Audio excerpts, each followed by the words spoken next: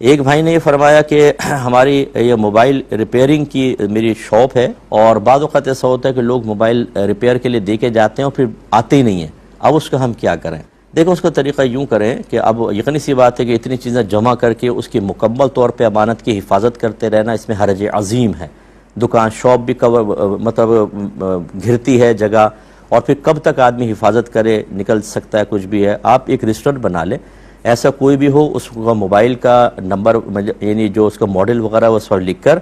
और एक दो से मशवरा करके कि इसकी इस वक्त मौजूदा कीमत क्या होगी, इस हालत में जितनी हो वो कीमत भी आगे लिख दें। इसके बाद आप उसको इस्तेमाल फरमा लें, और फ़र्ज़ कर लें अगर बाद में मालिक आ जाए और आप इस्तेमाल कर चुके हैं या वो कहीं गुम चुका है, तो जितनी कीमत उसकी थी वो कीमत आप उसको वापस कर दीजिएगा। और ना आए तो आप बेहतर यह है कि इतनी कीमत उस नामालूम मालिक की तरफ से सदका कर दें, यानी जब तक उम्मीद है कि आए